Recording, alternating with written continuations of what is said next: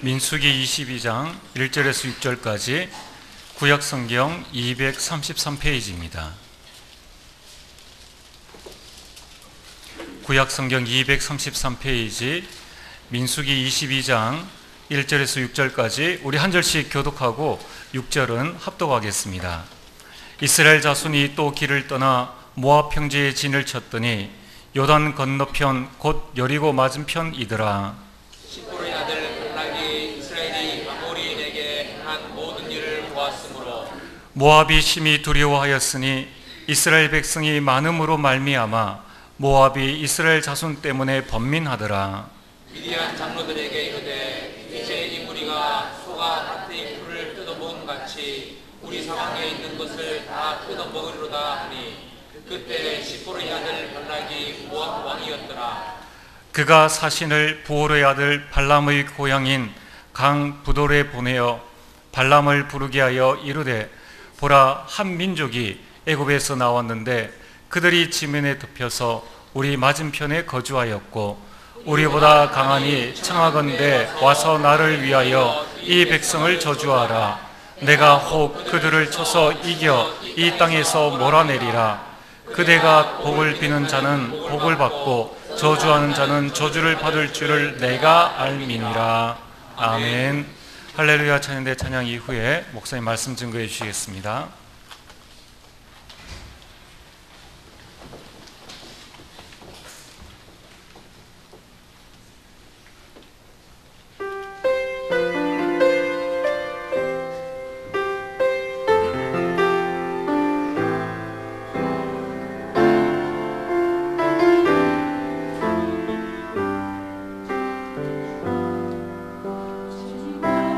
말씀하시며 내가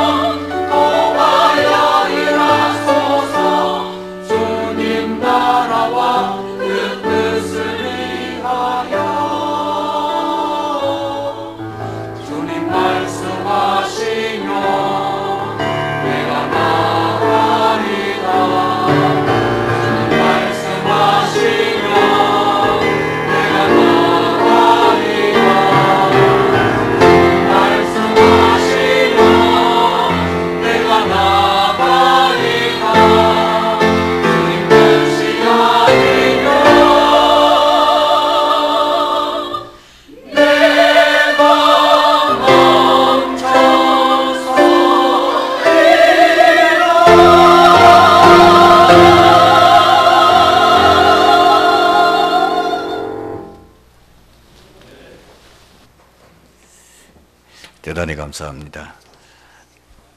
혹시 이 자리에 앉으신 우리 성도님 가운데 현실 문제 때문에 고민하는 분들 있습니까? 이 문제를 어떻게 해결될지를 잘 모르겠다. 그리고 늘 저는 사람 때문에 시험이 들고, 심지어 교회 와서도 은혜 받아야 되는데 교회 성도들과 함께 또 이렇게 지나다 보니까 오히려 시험에 들고 갈등이 생기는데 이 어떻게 하면 좋을지 모르겠습니다. 아무리 내가 몸부림쳐도 지금 내 한계를 벗어날 수가 없고 지 현실을 벗어날 수 없는데 어떻게 하면 되겠습니까? 지금 교회가 너무 어려운데, 정말 교회를 살리고 싶은데 내가 교회를 어떻게 하면 되겠습니까? 그리고 지금 아직까지도 복음이 증거되지 않은 나라들이 이 땅에 한 90%가 된다는데 어떻게 하면 우리가 237개 나라를 살릴 수 있겠습니까? 계속해서 이 땅에 재앙이 들어닥치고 있는데 이 땅의 재앙은 우리가 어떻게 막을 수가 있겠습니까? 메시지를 들으면서 답이 나오는 게 아니고 메시지를 들으면서 오히려 갈등이 생기거나 고민이 되는 경우도 있을 겁니다. 간단합니다. 하나님이 주시는 힘을, 하나님이 주시는 영적인 힘을 얻으면 됩니다. 요셉은 정말 어려웠습니다. 어머니 일찍이 세상 떠나고 계모가 셋이나 있어요. 그런 데다가 배다른 형제가 10명이나 위에 있습니다. 형님들이. 거기서 요셉이 살아남아야 되네요. 그러다 보니까 가정에서부터 왕따를 당하고 어려움 당하는데, 꿈을 꿨는데 그 꿈 얘기한다고 형들이 죽이려고 그러까지. 그래서 애굽의 노예로 팔려갔습니다. 결론부터 말하면 요셉은 성공했습니다. 그냥 성공 아니고 참 성공했어요. 노예였던 요셉이 나중에 그땐 당시에 최강대국인 애굽의 총리가 돼서 실제 애굽을 다스리는 실권자가 됐습니다. 그 비밀이 무엇이겠습니까? 아무리 성경을 보고 보도 하나밖에 답이 없어요. 여호와께서 요셉과 함께 하심으로. 그것이 요셉의 모든 어려운 환경, 사람으로도 전혀 불가능한 환경을 넘어설 수 있었던 비밀이었습니다. 말하자면 하나님 주시는 영적인 힘이 있었던 것이죠. 사무엘, 너무 어려운 시대에 태어났습니다. 엘리 제사장은 눈이 어둡고 나라는 늘 블레셋의 공격을 받고 지배를 받고 있습니다. 심지어 어릴 때에 블레셋의 공격으로 인해서 언약궤까지 빼앗기고, 그 사건을 통해 가지고 제사장들이 죽고, 그 사건을 통해서 지도자인 엘리가 충격을 받아서 의자에 넘어졌는데 하필이면 목이 부러져가 죽었어요. 이런 처참한 일이 어디 있습니까? 그런데 이 사무엘이 하나님 주시는 영적인 힘이 있으니까요, 미스바 사건을 통해 가지고 나라를 위기에서 구원하게 됩니다. 성경은 이렇게 기록되어 있죠. 여호와의 손이 사무엘이 살아있을 동안 블레셋을 막으시매 그 땅에 전쟁이 그쳤더라. 7명의 렘넌트들 다 그래요. 이 다윗도 역시 목동으로 있는데 아버지 심부름 갔다가 아직까지 나이가 어리니까 뭐 전쟁에 자기가 지금 군의로 나갈 수 있는 입장이 못 돼서 가봤는데 하필이면 아버지가 형님 셋이 지금 징집이 돼가지고 싸움터에 나갔으니까 걱정이 되기도 하고 여러 가지가 의미가 있는 거죠. 그래서 심부름을 시켰는데 그 심부름 갖다가 이 다윗이 너무나 충격적인 사건을 보게 됩니다. 적장에 와서 40일 동안이나 이스라엘 백성들을 보고 하나님을 모욕하고 온갖 욕설을 퍼부으면서 1대1로 결투해서 이기는 쪽으로 모든 걸 결정을 짓자. 아무도 나가는 사람이 없어요. 그때 다윗이 나갑니다. 어린 소년인데 결국은 그 골리앗을 꺾고 나라를 위기에서 건져냅니다.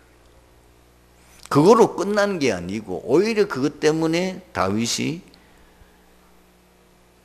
수년 동안을 사울 왕이 다윗을 시기해서 죽이려고 군대를 동원하기도 하고 별 방법을 다 씁니다. 그런 가운데서도 결국은 다윗이 이스라엘 왕이 됩니다. 다니엘서 6장 10절에 보면 지금 다니엘이 왕의 절대 신임을 받아서 총리장이 되니까 그 다른 총리들이 그리고 다른 거기에 있는 고관들이 이 다니엘을 시기해가지고 모함을 씌웁니다. 처음에는 다니엘의 집까지 총리로 있었으니까 맡은 일에 흠이 있는가 다 찾아봐도 흠을 찾을 수가 없어요. 그러니까 마지막 한 가지면 그 다니엘의 신앙을 걸고 넘어집니다. 그래서 왕을 결국은 유혹해가지고 그럴듯한 비밀을 가지고 유혹을 해서 왕의 조서를 받아내는데 그 의인이 지키는 겁니다. 이게 뭐냐?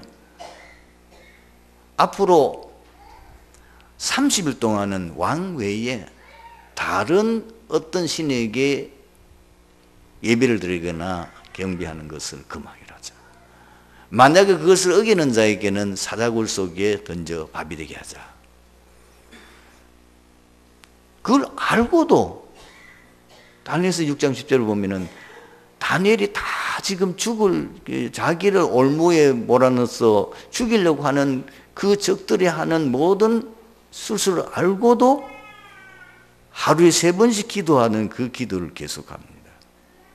결과는 어떻게 됩니까? 다니엘은 가자골 속에 들어갔는데도 살았어. 그리고 다니엘을 죽이려고 했던 그 원수들이 다 죽게 됩니다. 여러분, 우리의 눈에 보이기는 뭐 하나님의 힘이 우리 안 보일 수도 있으니까 무시할 수가 있는데 사실은 여러분 하나님의 주시는 영적인 힘을 가지면은 세상을 이길 수 있습니다. 그 힘을 가지면은 여러분들이 안 되는 어떤 문제도 해결할 수가 있습니다. 그 힘을 가지면은 언제든지 승리하게 되는 겁니다. 그것이 성경이 우리에게 증거해 주는 내용이요. 그러면은 이 하나님이 주시는 영적인 힘은 어떤 특징을 가지냐면은 반드시 복음 안에서 나옵니다. 그리고 구원받은 자에게 주시는 축복이에요. 그리고 이 힘은 아무도 빼앗아갈 수가 없어요. 그리고 이 힘을 가지면은 어떤 것도 쉽게 이길 수가 있는 겁니다. 그러면은 여러분 이 하나님 주시는 힘을 어떻게 우리가 얻을 수 있냐는 거예요. 우리 속에 복음이 각인 뿌리 체질되면 됩니다. 사도행전 1장 1절, 3절, 8절 우리가 수없이 들은 내용인데 그냥 듣고 넘어가는 내용입니다. 이것이 각인 뿌리 체질되면 틀림없이 영적 서밋이 돼요. 요셉이 어떤 환경에서든지 흔들림이 없었어요. 사실 요셉의 지금 그 창세기에 기록된 내용을 보면 보통 사람 같으면은 자살했거나 정신 돌거나 완전히 타락했을 겁니다. 도저히 사람으로서는 상상할 수도 없는 시험이 한 번 들어닥친 것이 아니고 계속해서 들어닥친. 그런데도 불구하고 이 요셉은 전혀 흔들리지 않았습니다. 왜 그렇죠? 하나님의 주시는 힘이 있으니까. 그게 뭐예요? 창세기 39장 1절에서 6절에 있는 말씀이죠. 여호와께서 요셉과 함께 하십니다. 요셉과 함께 하시니까 모든 일에 형통한 거예요. 가는 곳마다 사람을 살리는 거예요. 이게 영적 썸이죠. 진짜 영적 썸에서 있으면은 아무도 그 사람을 이길 자가 없어요. 어떤 일에도 흔들림이 없어요. 그러니까 뭐예요? 놀라운 거는 영적 서밋이 되니까 기능 서밋이 되는 거예요. 자, 보세요. 창세기 41장 38절을 보면 바로가 꿈을 꿨는데 꿈을 해몽하는 전문가들 다 불러 모았어요. 그리고 자기 어젯밤에 꿨던 꿈을 얘기하는데 아무도 그 꿈을 해몽하는 사람이 없는 거예요. 최고의 애굽의 그 당시에 최강대국이고 세계에서 최고의 그 꿈 해몽하는 전문가들이 다 모여있는 그곳에 왕이 꿈을 얘기했는데 아무도 꿈을 말하는 겁니다. 그때 누가 이 꿈을 해몽합니까? 다니엘이, 이 요셉이. 그것도 술 맡은 간원장이, 지금 요셉은 지금 감옥에 갇혀 있어요. 2년 전에 자기가 감옥에 갇혔을 때 자기의 꿈을 해몽해줬던 그 히브리 청년, 지금도 감옥에 있는 그 청년이 생각나는 거예요. 왕에게 얘기한 거예요.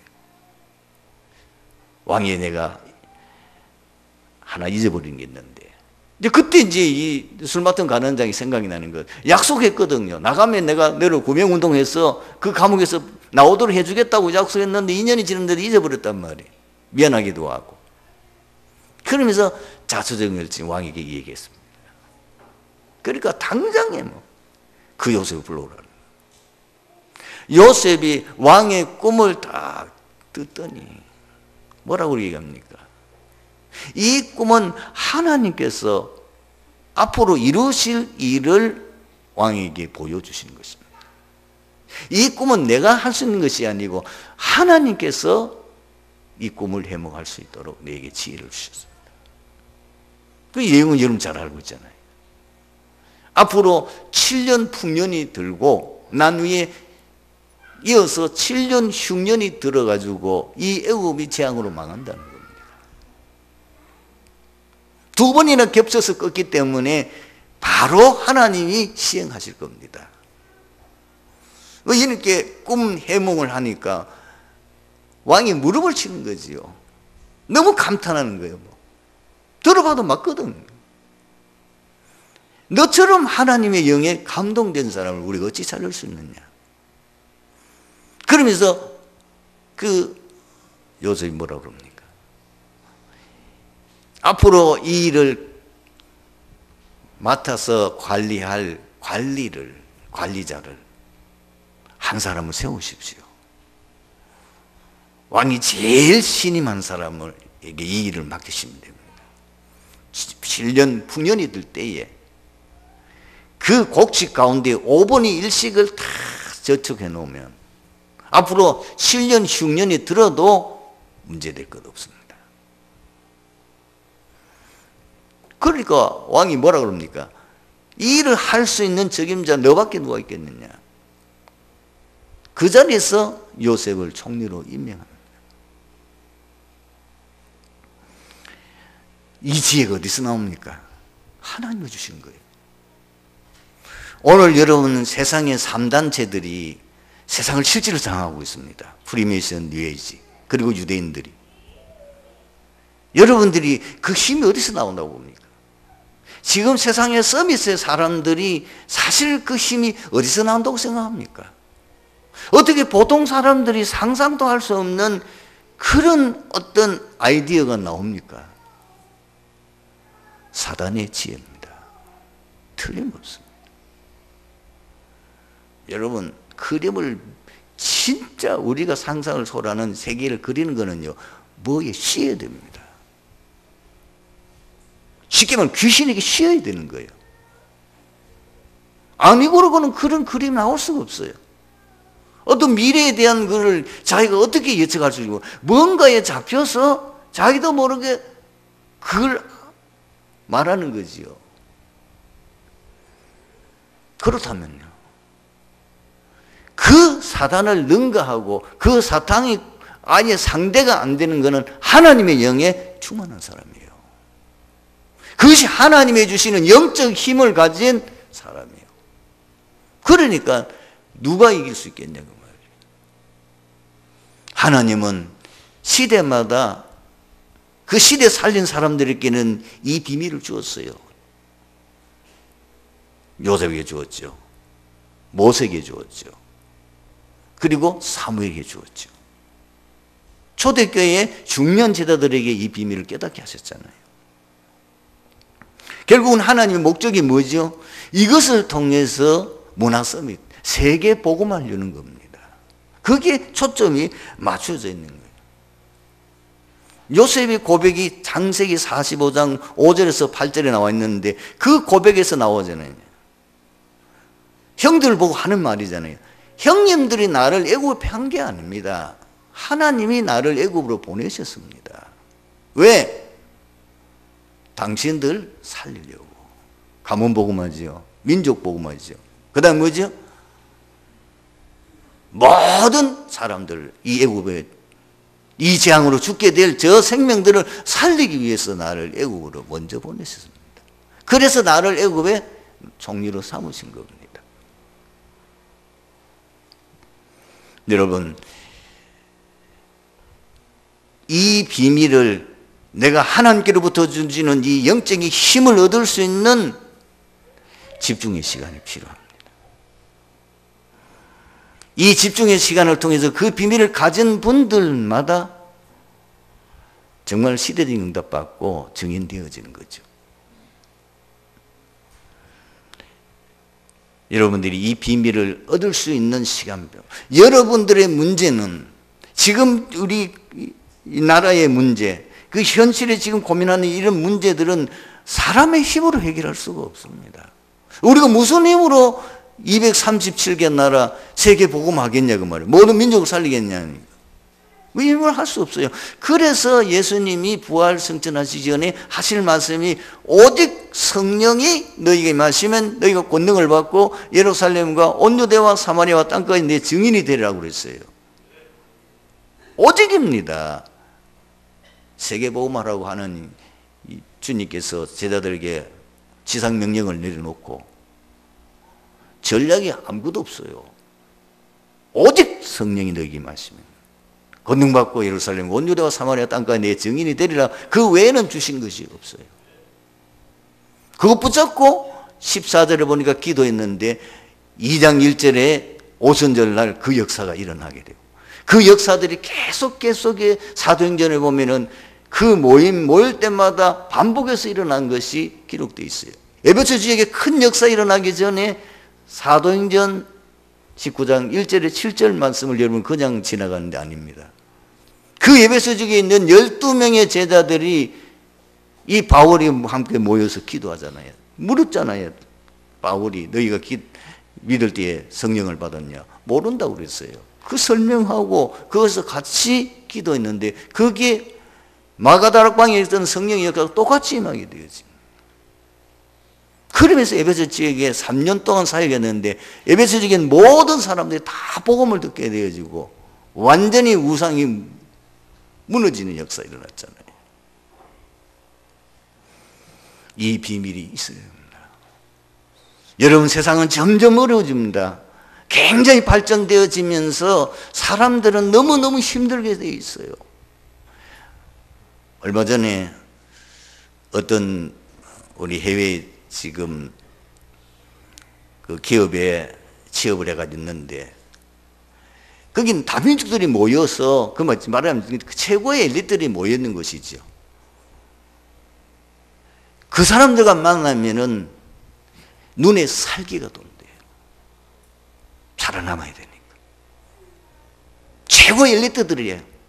그런데 그게 전부 다 다민족들이 모여요. 다민족 기업이니까. 살아남기 위해서 그 사람들이 모여서 이렇게 보면은 눈에 살기가 돈다. 나는 그 얘기를 딱 듣는 순간에 그래, 그럴 거다. 옛날 농경사회에 단순 노동할 때는 참 그래도 뭐 육체적인 노동이나 이렇게 단순하게 하면 쉬웠지만 지금 점점 이것이 발달되어지면서 정말로 살아남기 위해서는 치열한 경쟁을 해야 되고, 그리고 살아남기 위해서는 진짜 여러분들이 신경을 쓰고 하니까 정신질환자가 늘 수밖에 없고, 그리고 인간미는 다 끊어지고 인간적인 모든 요소는 다 인간 우리도 모르게 기계화 되어지는 그런 시대가 오고 됐다 그 말이에요. 그런 시대에 우리가 살아남고 이 시대에 성공할 수 있는 것은 하나님이 주시는 영적인 힘이 없이는 안 되는 거죠. 그것만이 세상 살릴 수 있는 비밀이에요. 오늘 보면 이스라엘 백성들이 지금 하나님의 도우심을 받고 아랍과 아모리, 바산 등 이방 족속들을 파죽지세로 무찌르고 점차 가나안 땅에 진입하게 들어갔습니다. 이때에 이스라엘에 계속되는 전승 소식을 듣고 심한 위기의식에 사로잡혔던 모압 왕 발락이 이스라엘을 격퇴시킬 생각으로 부돌의 거짓 선지자 발람을 초청했습니다. 발람은 하나님의 분명한 뜻을 알면서도 물질의 유혹에 빠져 발람에게 동조하지만 하나님께서는 이들의 모든 악한 계획을 철저하게 분쇄하시고 오히려 당신의 뜻을 실천하는 계기로 삼으셨습니다. 심지어 하나님께서 복술과 이 발람의 입술을 통해 도래할 당신의 나라와 그 나라 왕에 대해 계시하기까지 하셨습니다. 여기에 마지막 부분이 굉장히 중요합니다. 앞으로 오실 그리스도, 앞으로 이 땅에 임할 하나님의 나라까지 이 이방 거짓 선지자의 입술을 통해서 하나님이 계시했어요. 참 놀라운 일이죠.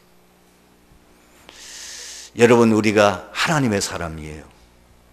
정말 우리가 하나님의 사람으로 시대에 제대로 응답받고 하나님 앞에 참 성공자로 쓰임받으려고 하면 제일 먼저 알아야 될 것이 하나님의 절대 계획과 뜻을 아는 겁니다. 하나님은 처음부터 하나님의 절대 계획과 뜻을 말씀하셨어요. 그게 창세기 3장 15절입니다. 하나님께서는 시대마다 반복해서 말씀하셨어요. 노아에게, 그리고 아브라함에게, 그리고 모세에게. 포로 시대에는 뭐요? 이사야 선지자를 통해서 그 하나님이 주신 절대 계획과 뜻은 그리스도 세계복음화입니다. 그밖에 없어요. 그래서 하나님의 절대 계획과 뜻을 아는 자를 시대마다 쓰셨습니다. 그게 7명이 렘넌트. 그리고 히브리서 11장에 나오는 인물들이고, 초대교회 어떻게 거짓 수준에 불과한 그 사람들이 어떻게 로마를 복음할 수 있느냐? 도저히 불가능한 일이거든요. 근데 하나님 절대 계획과 뜻을 아니까 성령으로 역사하시니까 될 수밖에 없는 거죠. 하나님의 소원은 무엇입니까? 디모데전서 2장 4절, 하나님은 모든 사람이 구원을 받으며 진리를 아는 데 이르기를 원하시느니라. 하나님의 오직 한 가지 소원은 구원 사역밖에 없습니다. 이 구원 사역 때문에 어떨 때는 큰 전쟁 시대가 일어나고 포로로 잡혀가기도 하고 노예가 되기도 하고, 많은 우리 세계 역사가들은 육신적인 관점에서 보지만은 이 세계적인 나라의 중세와 지금까지 흘러오는 그거는요, 복음의 관점에서 보면은 하나님께서 이 복음을 전파하기 위해서 하는 방법이에요. 여러분, 가끔 우리를 놀라게 하는 일이 이 땅에 일어나잖아요. 여름 되면은 막 장마가 쏟아져서 그게 물이 흘러서 바다로 갑니다. 그러면서 폭풍이 일어나가지고 그 폭풍으로 인해서 많은 피해가 일어나는데 있어야 됩니다. 이 지상에 있는 그 쓰레기 같은 거 다 쓸어가요. 그러나 그 항토물이 바다에 들어가면은 바다를 정하게 해요. 그리고 그 바닷물이 저 멀리 있는 바닷물을 육지로 끌어오도록 폭풍이 일어나고, 그리고 이 육지에 근방 있는 것을 뒤집어서 바다로 흘러가야만 바다가 살고. 사실 물고기가요, 육지 근방에 있는 거기에 많은 종류들이 삽니다. 그 육지에서 나오는 그걸 먹고 사는 거죠. 그게 반드시 필요한 거예요. 우리가 이제는 세계사를 보는 관점이 달라야 된다고 말해요. 이 세계사, 왜 이 땅에 16,000번 전쟁이 일어나고 우리 한국에도 수많은 전쟁을 겪으면서 3년 혹은 5년마다 전쟁이 한 번씩 일어나고, 이런 왜냐냐? 복음운동 때문이에요. 왜 세계 1차 대전, 제2차 대전이 있느냐? 복음운동 때문이에요. 교회가 복음을 놓쳐버리고 복음운동 안 하니까, 전도 선교 안 하니까 하나님이 강권적으로 하도록 하시는 거예요. 하나님 줄 때 뜻을 아는 사람은 그랬으니까. 그러니까 다니엘이 포로로 잡혀갔다고 뭐 그런 육신적인 것 때문에 고민하지 않았어요. 왜 우리 민족이 이 어려움을 당해야 되느냐, 그걸 아는 거예요. 뜻을 정했어요. 그때부터 하나님이 다니엘과 세 친구를 쓰실 수밖에 없는 거예요. 두 번째로, 우리가 참 선지자, 그리고 우리가 그 하나님의 사람은 어떤 것이 하나님의 사랑의 특징이냐? 오직 하나님 말씀 듣고 순종하는 자예요. 족장시대 그리고 구약시대 초대교회 똑같아요. 세 번째로, 여러분, 참 선지자는 누구예요? 참 하나님의 사람은 어떤 사람 하나님 쓰시냐면은 세상권 물질에 유혹받지 않는 사람을 쓰시는 거예요. 여러분, 22장을 쭉 읽어보십시오. 그리고 23장, 24장까지 읽어보십시오. 왜 발람이 이방 선지자임에도 불구하고 하나님 특별한 은혜를 받아서 엄청난 예언을 했던 그 발람이 실패하느냐?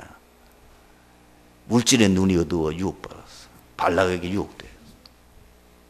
그래서 요셉, 사무엘, 단이 나오는 바울 같은 경우를 보게 되면 그분들의 특징이 뭐냐? 물질에 대해서 아주 청렴했어요. 창세기 47장 한번 읽어보세요. 지금 이 요셉의 막강한 실력과 권력을 가지고 있습니다. 자기가 마음만 먹으면은 진짜 어마어마한 부자 될 수 있어요. 그러나 자기 지위도 귀한 거 여기잖아. 명예심도 없어요. 그리고 물질에 대한 그 전혀 관심이 없어요. 다 왕에게 다. 그 모든 재산을 왕에게 다 돌렸어요. 사무엘 마찬가지입니다. 고백했어요. 그리고 바울도 고백했어요. 오늘 말씀 읽게 됩니다. 여러분, 참 전도자의 대열에 서는 비밀이 무엇입니까? 복음이 각인뿌리 체질돼요. 그런데 복음이 각인뿌리 체질 이전에 알아야 될 게 있어요. 복음 위의 체험. 그거로 답이 나와야 돼요. 다시 말하면은 왜 오직 그리스도냐? 나 많은데, 세상에 할 일도 많고 많은데 왜 오직 그리스도만 말하는 거예요? 여러분들 속지 마셔야 됩니다. 지금 세상에 나오는 많은 책들이 있습니다. 책들을 들어보면 나는 이래 성공했습니다. 나는 저렇게 해서 성공했습니다. 나는 이렇게 해서 많은 얘기하는데 전부 거짓 성공이에요. 세상에서 나오는 책들은 전부 다 거짓 성공입니다. 그걸 아셔야 돼요. 그 사람이 나중에 어떻게 됐죠? 알렉산더가 나중에 마지막에 어떻게 됐죠? 징기스칸이 마지막 가는 길이 어떻게 됐죠? 한때 영웅했던 그 사람이 마지막에 어떤 길이 됐냐면 비참하게 갔어요. 한 사람도 성공한 사람 없어요. 아무리 재벌이라도 100년 못 가요. 결국은 죽으면 그 재산 다 남에게 가요. 역사에 한 줄 정도, 기록 정도밖에 안 남아요. 다 속아요. 이 땅의 문제는 그리스도라야 해결돼요.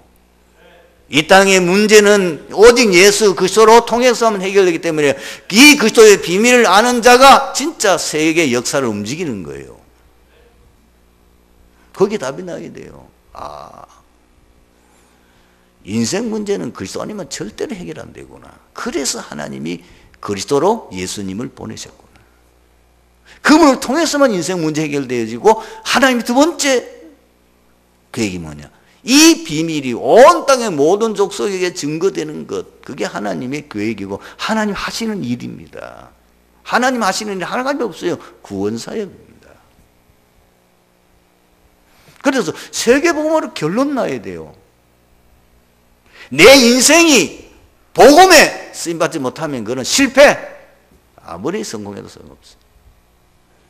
내 업이, 내가 가지고 있는 이 기능이 세계복음화에 쓰임받지 못하면 소용없어요. 바벨탑을 쌓는 거 똑같다니까. 쌓으면 뭐합니까? 뭐 세계 재벌을 뭐라 합니까?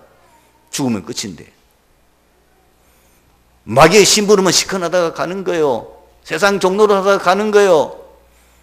정말 생명 살리는 일에 내 인생이 쓰임받고, 정말 내가 생명 살리는 복음운동에 내 업이, 그리고 내 기능이 쓰임받는 그게 최고예요. 그것만 나중에 하나님 앞에 기록으로 남잖아요. 이 결론이 나면은 금방 답 나오죠. 그렇죠? 너희 천명이 뭐냐? 금방 나오죠. 하나님이 나를 왜 이곳까지 보내냐? 이 한국 땅에 살고 있는 사람은 내가 왜 그곳까지 보냈느냐? 그 하나님의 절대 계획과 절대 인도 속에 있는 거 아니에요. 나를 하나님이 선교사로 파송했구나.